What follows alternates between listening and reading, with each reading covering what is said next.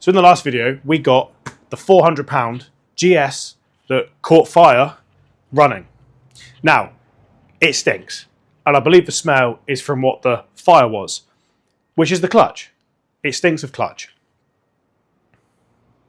I have ridden the bike since we got it started and can confirm the clutch slips. And here's a video of it slipping.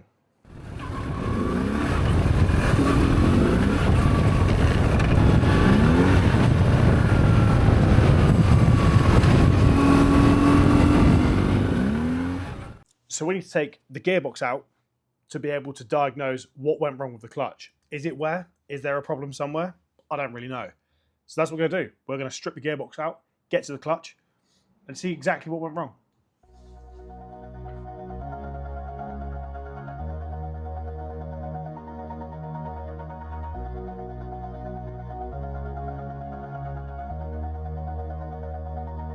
All this time I've been holding on so tight, 'cause all that I do was easy to use. So call my time, but you weren't really mine, just something to do. So there we have it. The rear end is up, as if it's a bonnet on a car, which I think is absolutely amazing, which gives me a lot more room now to be able to get the gearbox out. And one thing I have to say is, working on this so far, and the K100, old BMs just seem to make sense. What other bike can you move a frame out the way to take a gearbox out? I don't think you can. So call my time, but you weren't really mine, just something to do. Thought I never knew. No surprise, but nevertheless, I'm still stuck in self-defense. So we have the gearbox out. So easy to do. And now we can actually get to the clutch. Now I can tell you one thing, it smells. Obviously we know it's slipping. It's going to need to be replaced. And my concern was, is there an oil leak within the gearbox area? And it would appear there's not at the moment. So let's get this clutch out and then we can have a proper inspection on the clutch.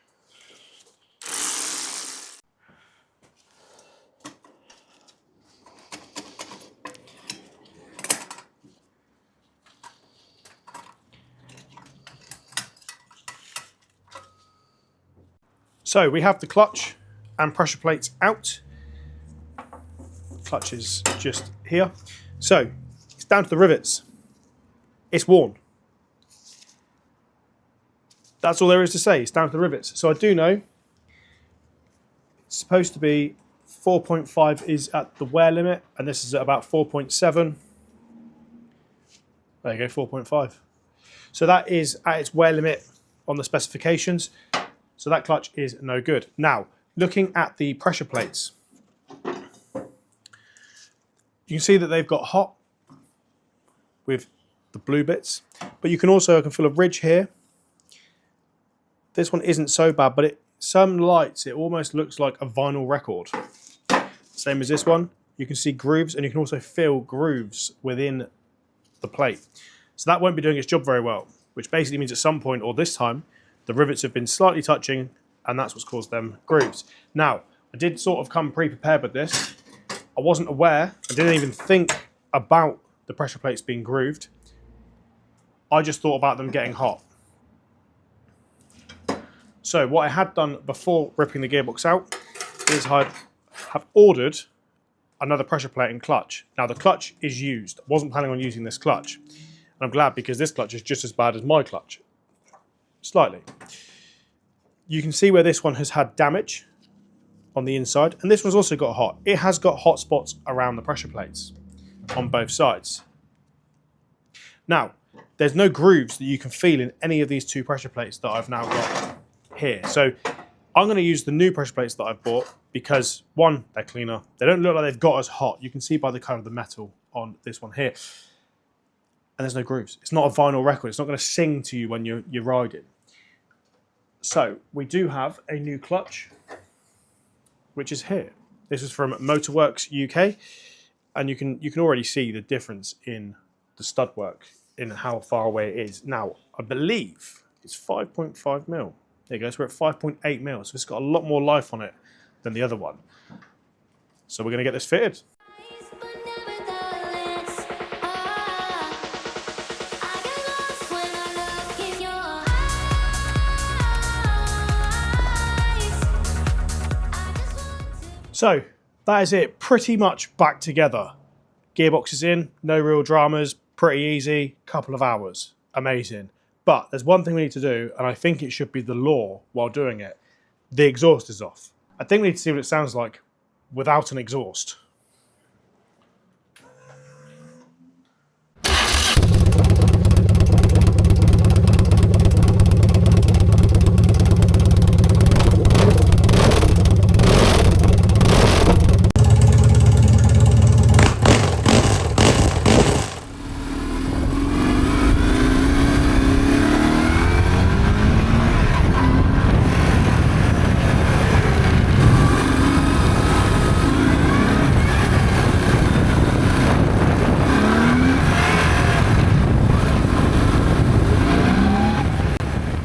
So there we have it. The clutch is now replaced.